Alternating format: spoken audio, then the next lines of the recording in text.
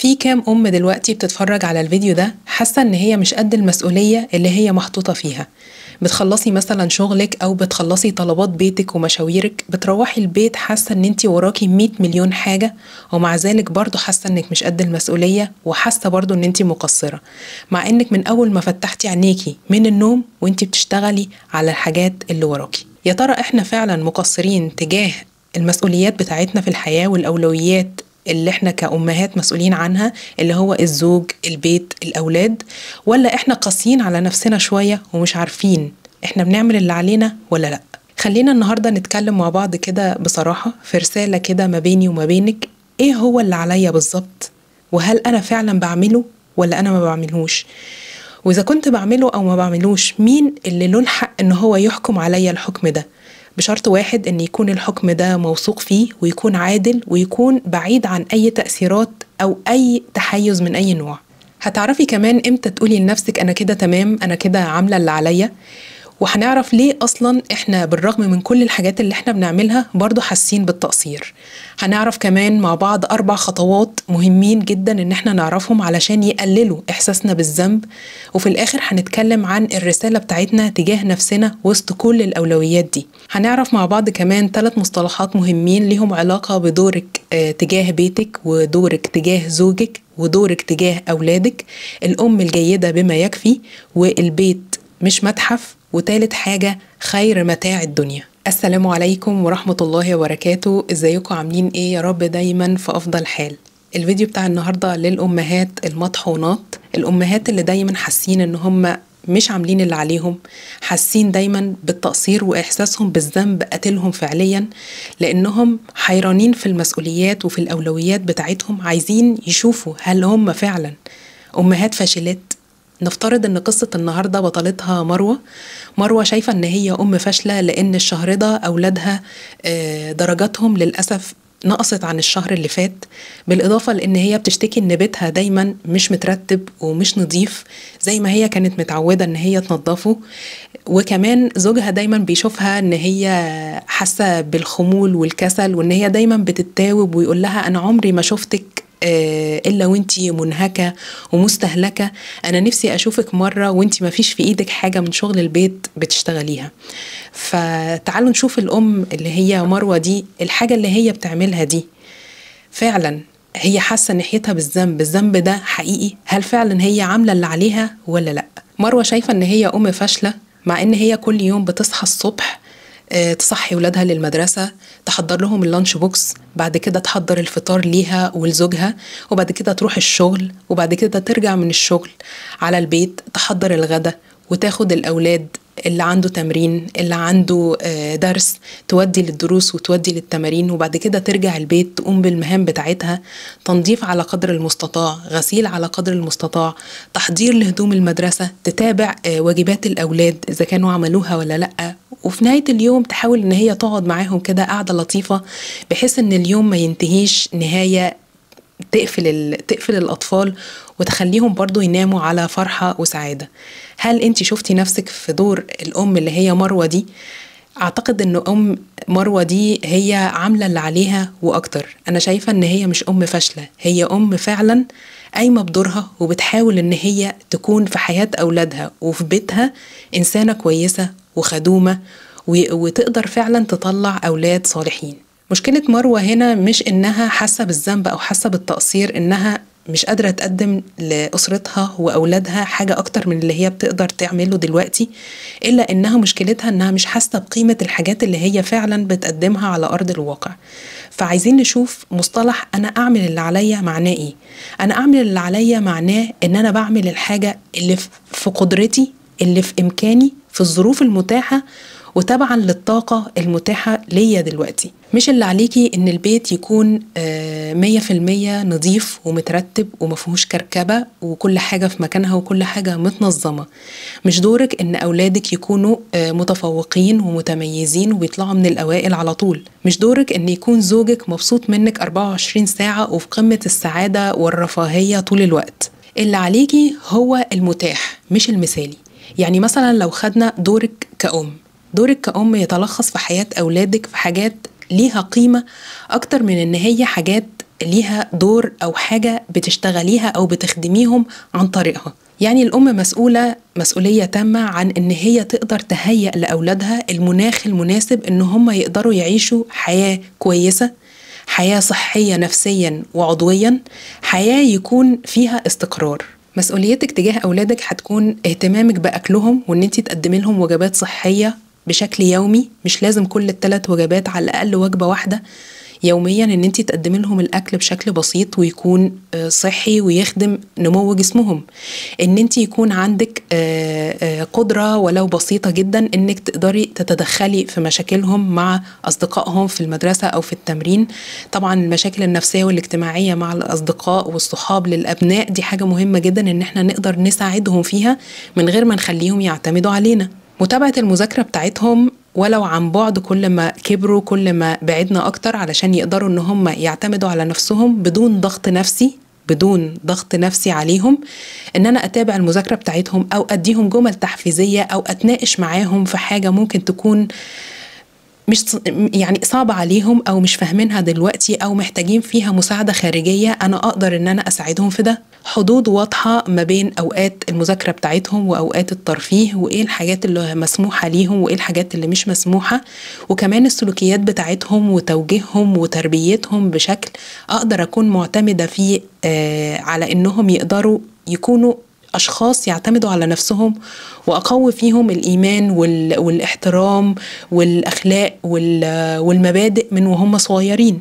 الأحضان والحنية والكلمات الكويسة والكلمات التشجيعية اللي أقدر إن أنا أقدمها لهم بحيث إن هي تساعدهم فعلا في رحلتهم، وأقدر مجهودهم سواء كان في الدراسة أو سواء كان في التمارين أو سواء كان في إن هم بيتعلموا حاجات جديدة سلوكيا وأدبيا وأخلاقيا. لو انتي بتعملي كل الحاجات دي فتأكدي ان انتي فعلا عاملة اللي عليكي، وانتي فارقة فعلا في حياة أولادك وبتقدمي لهم حاجات ذات قيمة وحاجات ليها جودة عن حاجات تانية كتير. تاني حاجة هو دورك تجاه البيت. هيكون دورك تجاه البيت في دعائم أساسية كده ما تقدريش انك تتنازلي عنها، مثلا انك تشتري طلبات البيت، او ان انتي تطبخي الغدا، او ان انتي يكون عندك غسيل مثلا تاخدي الهدوم وتغسليها وتنشريها وبعد ما تنشف تشيليها، علشان كل واحد يكون عنده هدوم نظيفة يقدر ان هو يستخدمها سواء لمدرسة او لخروج او لشغل. تاني حاجة هتعملي لنفسك روتين بسيط للنظافة الأساسية للبيت. خدي كل يوم عندك مهمة معينة تقدري انك تنفذيها في التنظيف على مدار الأيام، على مدار الشهر هتلاقي نفسك لفيتي على البيت كله والبيت كله بقى نظيف من غير ضغط نفسي ومن غير ضغط طاقي شديد على صحتك وعلى وقتك. باقي التفاصيل وباقي الحاجات اللي بنشوفها على التيك توك وعلى الانستجرام دي تفاصيل كتير مش موجودة في البيوت الطبيعية الأساسية زي بيوتنا كده. دي حاجات بتبقى موجودة بس على السوشيال ميديا علشان تزود التفاعل، علشان تخلي الناس تتفرج، لكن البيوت الطبيعية ما بيبقاش فيها كل التفاصيل دي، وأصلا مش هتتكتب في التاريخ، فما تحطلهاش أي أهمية ولا أي وقت من وقتك تستغليه فيها. انت المهم ان بيتك يكون حلو بالمتاح، حلو بروحك انتي، مش مهم ان هو يكون معرض او ان هو يكون بيرفكت. تالت حاجة هو دورك تجاه زوجك، وزوجك مش محتاج منك خدمة 24 ساعة ولا محتاج منك انك تكوني في شكل معين او بصورة بيرفكت طول الوقت. هو محتاج منك احترام، محتاج منك احتواء ودعم، محتاج منك انك تكوني مصدر استقرار له في البيت وفي الشغل، وتكوني في حاجات معينة ما بتعمليهاش علشان ما تسببلهوش تعب وقلق نفسي في شغله، بحيث ان هو ما يقدرش ان هو يشتغل وما يقدرش ان هو يؤدي اللي عليه وما يقدرش ان هو يجيب لقمة العيش اللي هي يعني المصدر الأساسي لإحساسه بنفسه ان هو قادر فعلا على المسؤولية. ما تكونيش انتي الاتجاه المعاكس بتاع الموضوع ده.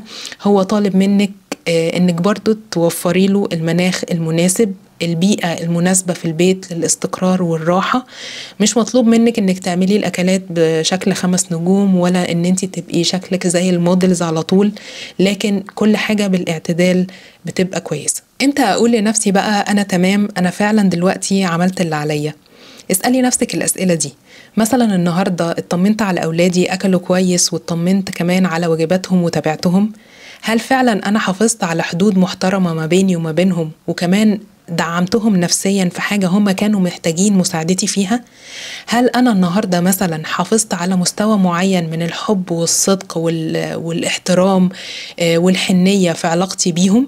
هل كان في النهاردة لغة حوار ولغة تفاهم مشتركة ما بيني وما بين زوجي علشان أحس إن أنا متكاملة معاه وإن أنا قايمة بدوري ناحيته؟ هل أنا قدرت أقوم بالمهام اللي أنا كنت محددها لنفسي، مهام بسيطة تجاه البيت من ناحية التنظيف والترتيب والترويق بقدر الطاقة والاستطاعة اللي متاحة ليا دلوقتي؟ ونخلي بالنا ان احنا قلنا بقدر الطاقة المستطاعة ليا دلوقتي، مش بقدر التوقعات بتاعة المجتمع او بقدر العيلة وستات العيلة بيقولوا عليا ايه.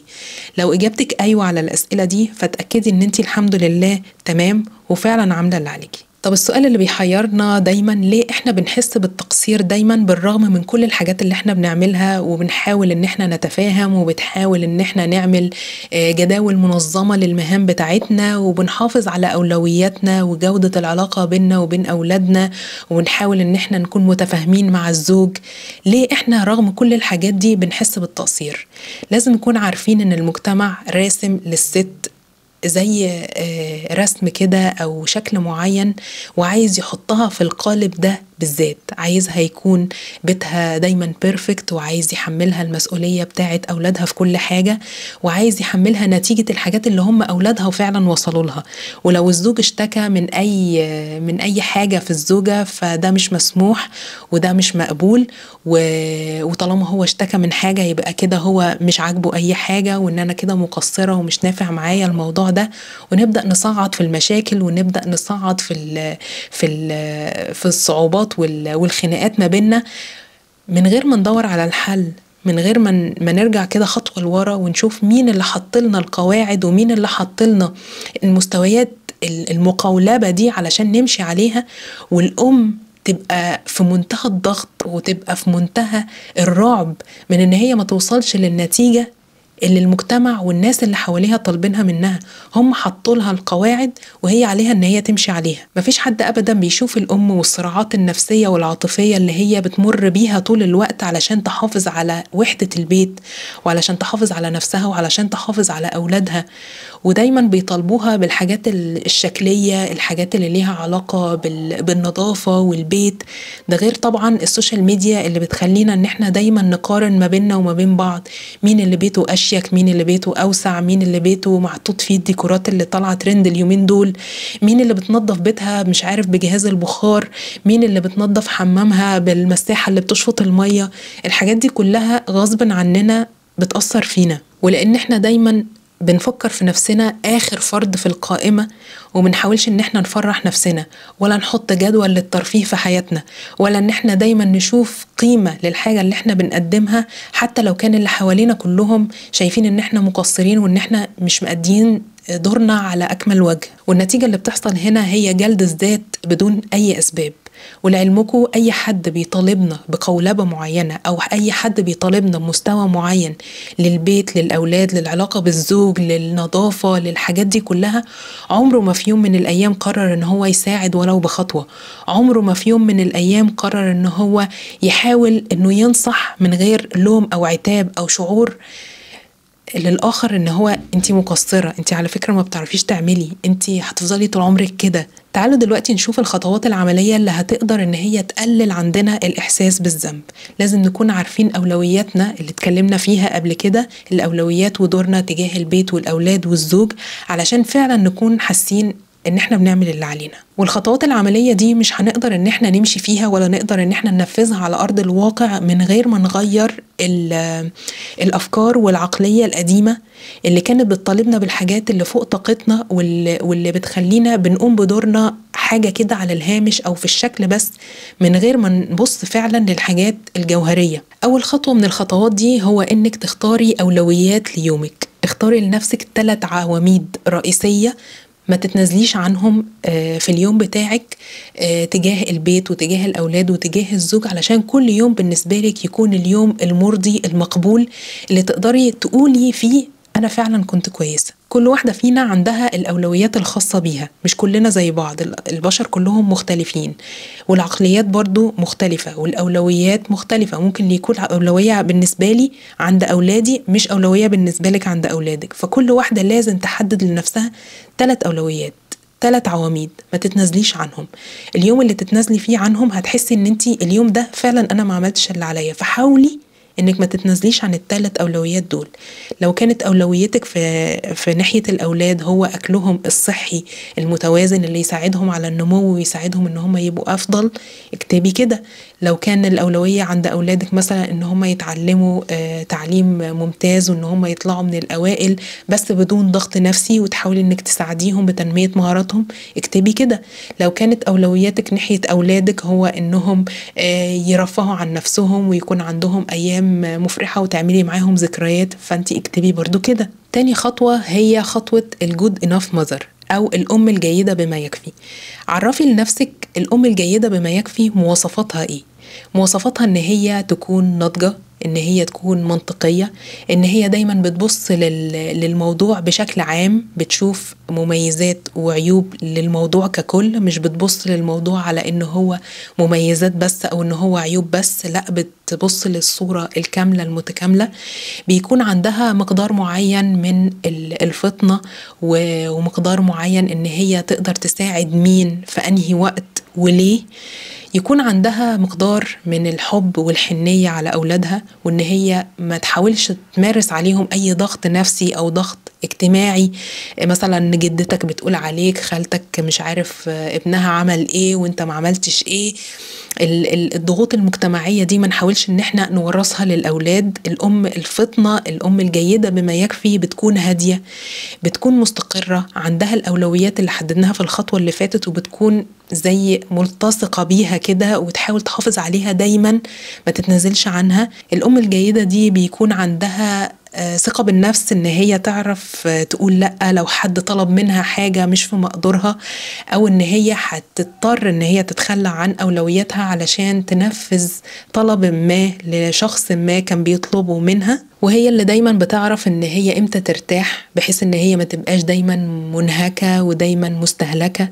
هي اللي دايما بتعرف امتى تصلح الاخطاء لما تحصل، مش هي اللي بتحاول ان هي ما تغلطش ابدا وان هي تكون بيرفكت دايما. تالت حاجة واللي ليها علاقة بدورك تجاه زوجك، انك تكوني له خير متاع الدنيا اللي هي الزوجة الصالحة، زي ما الرسول عليه الصلاة والسلام كان بينصح اصحابه ويقول لهم ان هي الزوجة الصالحة دي بتبقى ايه، بتبقى اذا امرها اطاعت، واذا نظر اليها سرت، واذا غاب عنها حفظت. والمطلوب هنا منك مش اكتر من ال3 حاجات دول اللي هم هيخلوكي فعلا اكتر حاجة ممتعة ليه في الدنيا.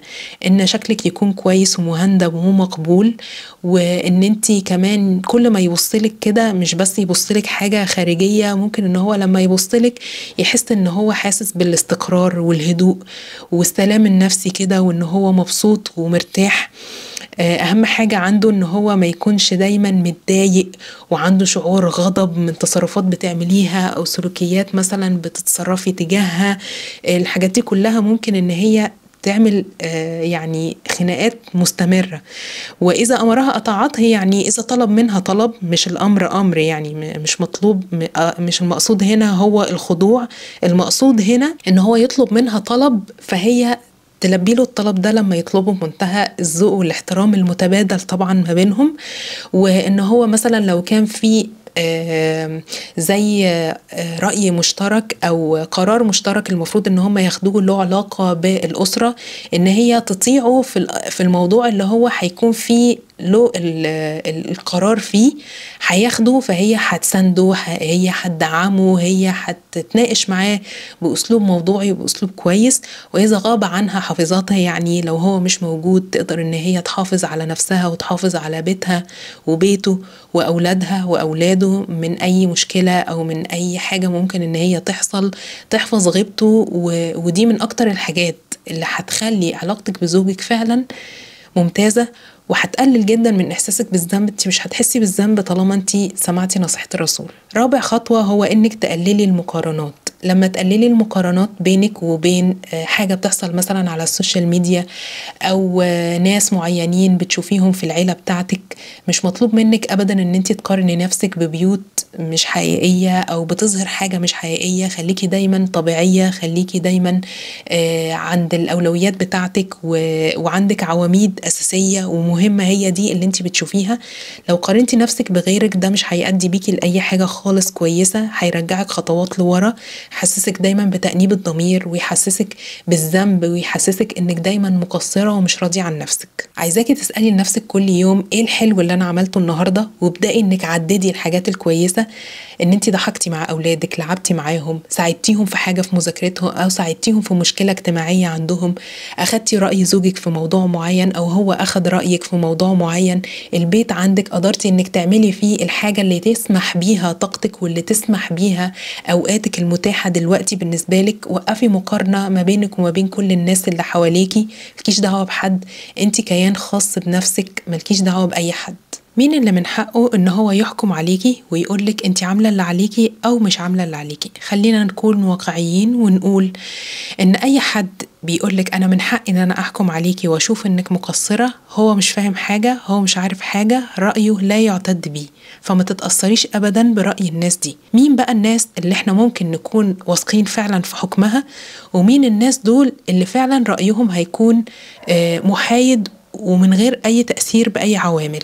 أول حد من الناس دي هو أنت نفسك. أنت نفسك أكتر واحدة هتكوني صادقة مع نفسك، وهيكون حكمك فعلا صادق وله علاقة فعلا بالواقع بتاعك. لما يكون قرارك جاي عن وعي وجاي من منطقة معينة كده في دماغك تكوني شايفة بيها اللي عليكي له ملابسات، له دلائل، يعني في دلائل معينة على انك عاملة اللي عليكي 1 2 3. لو انا مش عاملة اللي عليا هتلاقي برضو في دلائل ان انا مش عاملة اللي عليا 1 2 3. وده اصدق واكتر حكم هيكون فعلا بيعبر عن الواقع بتاعك. تاني حاجة سلوك اولادك، الناس اللي حواليكي، زوجك، ومنظر بيتك. خلي بالك ان انا قلت سلوك اولادك، هل هم سلوكهم غير متزن؟ هل عندهم يعني عيوب معينة في نفسياتهم او في سلوكياتهم ظاهرة جدا وباينة لكل الناس، وتقدري ان انت تشوفي ان في وجودك او في عدم وجودك هم بيتصرفوا بالطريقة دي؟ هل بيكذبوا كتير؟ هل ان هم ما بيقدروش مثلا يكون عندهم تحكم في نفسهم، عندهم مشكلات سلوكية ضخمة في سلوكياتهم؟ ده ممكن يكون علامة محددة كده انك مش بتعملي اللي عليكي. او مثلا زوجك يكون عنده 1 2 3 دلائل برضو على انك مهملة في حقه، او مش بتقومي بالواجب اللي عليكي او بالحاجة اللي المفروض ان هي تكون من الواجبات بتاعتك تجاهه. هو هيكون عنده دلائل معينة ان انت مثلا مهملة، ان انت مش بتجهزي له حاجته، مش بيلاقي الغدا بتاعه، او ان هو وقت ما بيحب يتكلم ويفضفض كده ويدردش مش بيلاقيكي متاحة. تالت حد بيكون حد متخصص في العلاقات او حد متخصص في التعديل السلوكي والمعرفي. الحد ده بيشخص الحالة اللي قدامه بناء على علم، بناء على مواقف، بناء على انماط معينة انت بتتخذيها، حاجات ممكن تكون مؤثرة على اولادك ومؤثرة على بيتك وزوجك. الشخص ده هيكون محايد تماما، ما عندهوش اي حاجة تأثر على قراره او تأثر على رأيه او حكمه فيكي. وايا كان الحكم اللي هو هيحكمه عليكي ده، فهيكون غرضه ان هو التشخيص، وبعد كده بعد التشخيص غرضه ان هو يعالج المشكلة اللي عندك. فده من الناس برضو اللي واثقة في حكمهم وحكمهم فعلا يعتد بيه. ولو كان في اي نوع من انواع التقصير او فعلا انا عندي مشكلة محتاجة ان هي تتعالج واشوف ان هي تتعالج ازاي، ده الكلام اللي هنتكلم عنه ان شاء الله في الفيديو الجاي، فخليكم معانا. دلوقتي الرسالة اللي عايزين نوصلها لك تجاه نفسك ودورك. انتي ام كويسة، انتي ام بتحاولي، حتى لو ايفن المحاولات دي كانت محاولات بسيطة فيظل برضو ليكي الشرف ان انتي بتحاولي ولسه مستمرة. همك على بيتك وزوجك واولادك ان هم يكونوا في احسن صورة. مشكلتك ان ما كانش حد بيقدرك، ما كانش حد بيديكي ثقة في نفسك، في انك بتعملي حاجات فعلا ليها مردود على ارض الواقع. خليكي انتي دايما اللي تكافئي نفسك واللي تحسي بنفسك ان انتي بتدي اولوية وحاجة مهمة وذات جودة عالية بالنسبة لأولادك أولوياتك. انت إنسانة كويسة، انت أم مطحونة أي نعم، لكن لسه مستمرة وصامدة، وما تاخديش برأي أي حد ممكن إن هو يكسر منك أو يقولك انت مقصرة أو ما بتعمليش اللي عليكي، لأن ده مش غرضه أي حاجة غير إن هو يكسرك وإن هو يخليكي ما تحاوليش، وإن هو يكون فعلا رأيه صح فيكي لما يلاقيكي بتنهاري. قولي لنفسك برافو، قولي لنفسك انتي شجاعة وانتي مش مقصرة، بالعكس انتي بتعملي اللي عليكي، وخليكي رحيمة وحنينة على نفسك. بس ده كان فيديو النهاردة، يا رب يكون الفيديو بتاع النهاردة ده عجبكم وفادكم. اشوفكم ان شاء الله في فيديو جديد. شكرا ليكم، السلام عليكم.